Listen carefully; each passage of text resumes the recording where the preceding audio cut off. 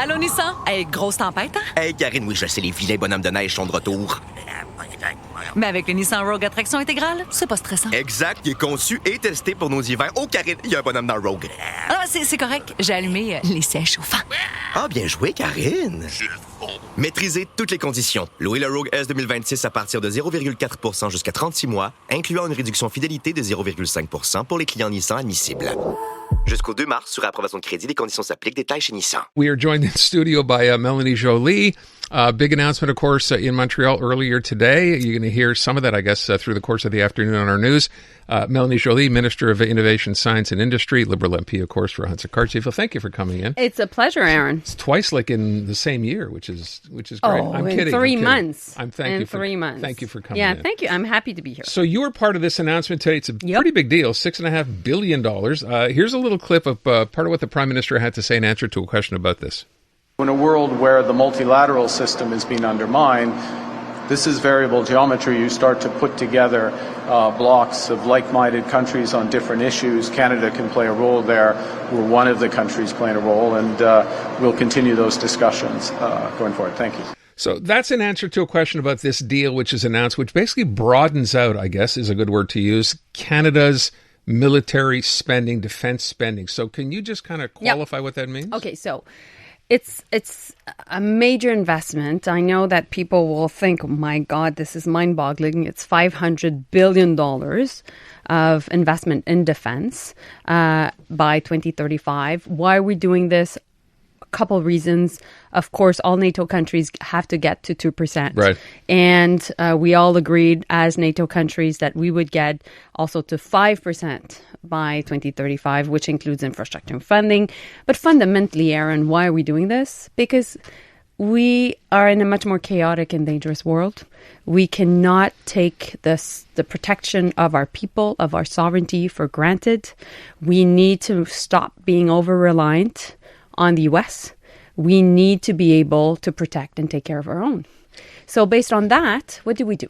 Do we basically continue to not invest in our Canadian companies, in our workers? Or do we, at a time where we're in a trade war, we protect the jobs in the steel and aluminum and auto sectors, but also we invest the defense money or defense investments in Canadian companies. And that's exactly what it is about. It's about the creation of 125,000 jobs, which will have an impact, obviously, across Canada and across here in Montreal. So that gives these Canadian companies that do business here a chance to do business with, and obviously the U.S. is our biggest partner, even in something like this, right? Well, in military and defense spending? It is actually about, CAE, Bombardier, Canadian companies getting contracts from our Canadian forces. If you look at the entire investments in the entire contracts given by our defense sector, by our Canadian Armed Forces right now, we're at 42% of Canadian companies winning these contracts. Our goal is to get to 70%. Our goal is really to make sure that while we will indeed support our Canadian forces, our strong men and women, protecting us and keeping the world, a better place, we need to make sure that here Canadian companies, big and small, are able to have access to contracts. And, coming from the business sector before being in politics, what I know is companies rather have a contract from the government than subsidies. Why? Because it brings predictability. You know that you're able to invest in your company for the 5 or 10 next years. You can, hire more people. You can develop more IP, so intellectual property. You can take risks. You can do joint ventures with other companies. Sure. You can export, etc. So that's the goal. It's strange, though, to hear, though, and I wonder if people react the same way. You would think that in the past, you mentioned 42%, we want to get to 70%, which makes perfect sense. Canadian companies should be doing business with Canadian, military. How did we get here? I mean, we never noticed this before. It took Donald Trump to wake us up to this and say, you know what? We can't rely on the U.S. anymore. We never had a defense industrial strategy. We never did. It's the first time in our history. But it's coming at a time where we will be investing $16.5 billion per year just over the next 5 years. That's three times the national daycare program. That's a lot of money. So we will do that to create jobs here at home. And we have this industrial capability. Like, I was reading recently about everything we did during the Second World War just to, how many planes we were building, how many light army vehicles we were building, how many tanks we were building. We did that. And when you look at the history even of, Ville Saint-Laurent, TMR, not TMR, sorry, Ville Saint-Laurent, basically Saint Laurent City.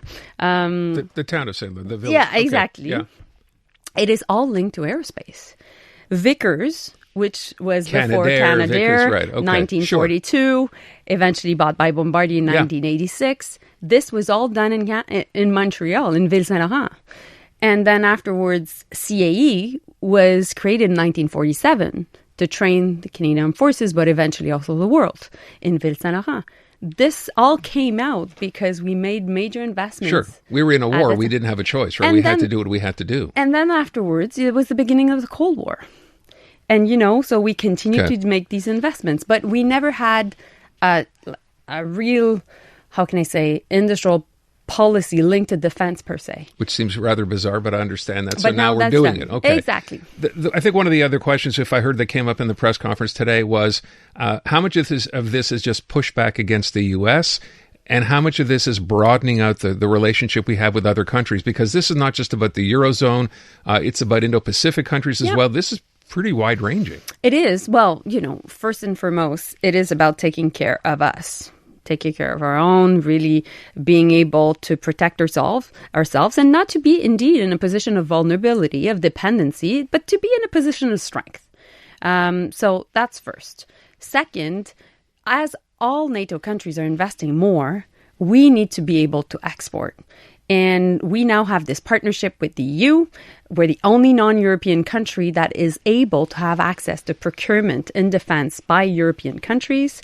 And at the same time, we're working a lot with Japan, with Korea, with other countries in the Indo-Pacific. So our companies are already exporting, but we need to make sure that they are able to export even more, as indeed defense spending is increasing. So this is obviously, it seems to me, again, sort of a spin-off, if you will, of what we found out in Davos when Mark Carney said, there's a new world order now. This is part of it.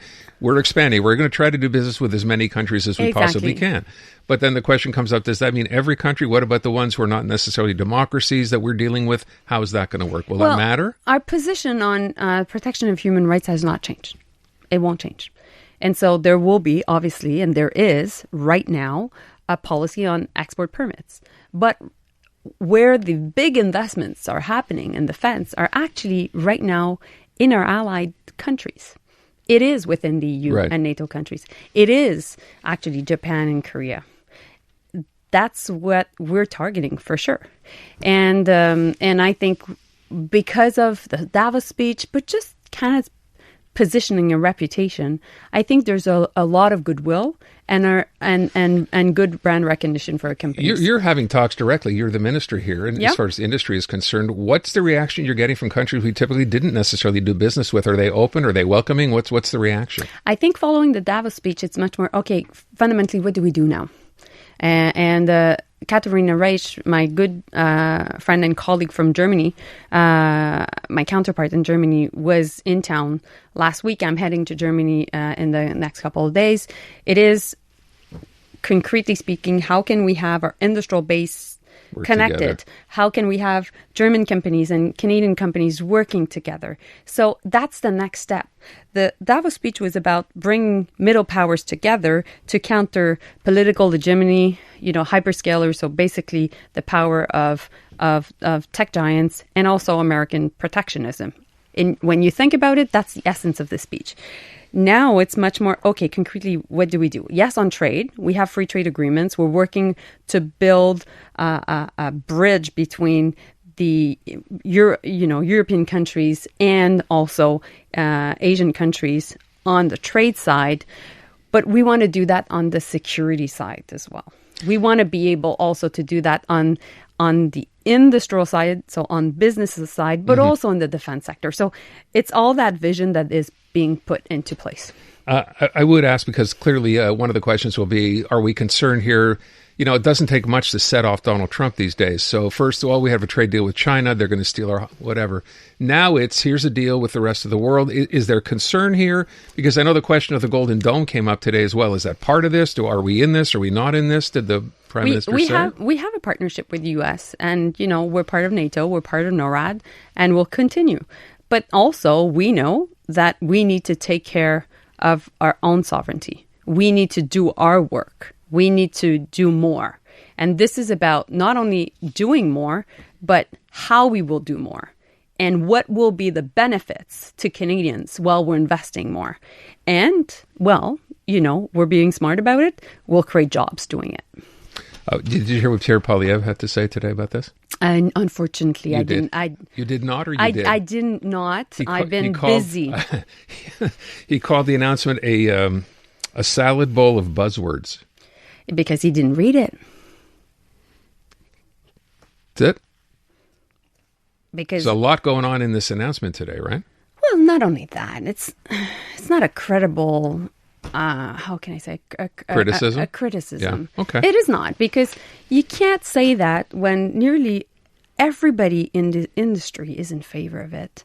So is he saying that all the exporters and all the people working in the aerospace sector and all those working in the auto sector, the steel sector, the aluminum sector, all the big businesses, the smaller ones, the chambers of commerce across the country, our military, everybody is wrong?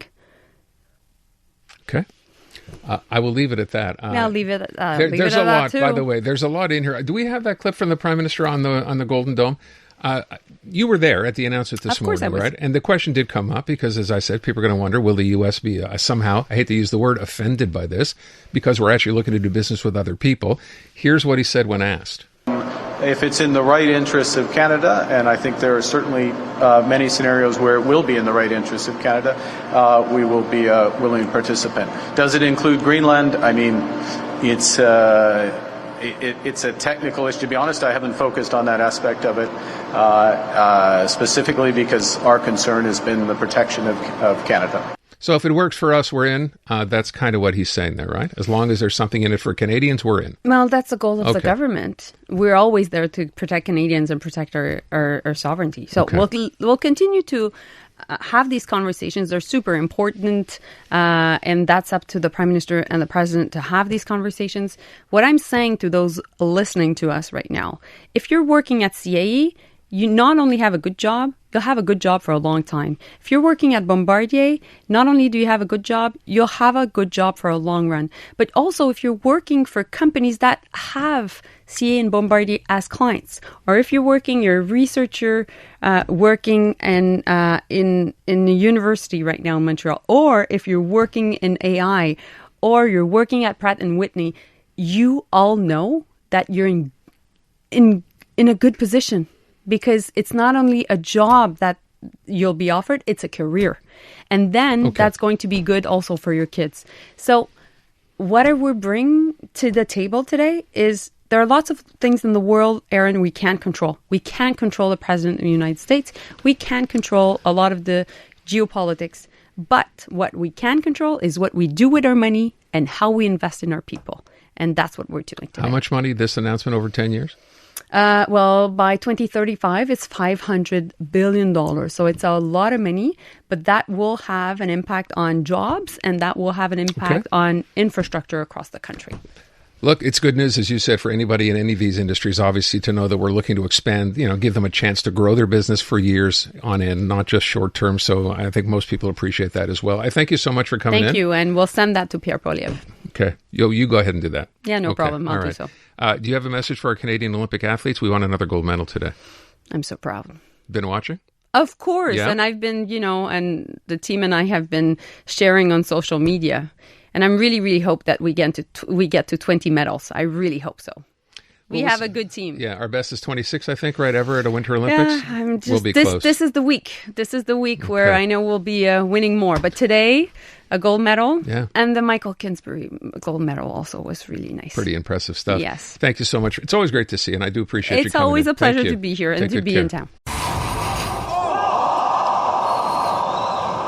I'm Dylan Playfair. And I'm Tyler Smith. We're putting loneliness in the penalty box by talking to some of our favorite athletes about the importance of friendship. This is Bromance. Bromance is brought to you by Charm Diamond Centers, proudly Canadian-owned and operated. Charm has been part of your love stories and bromances for over 50 years. And you can find Bromance on the iHeartRadio network or wherever you get your podcasts.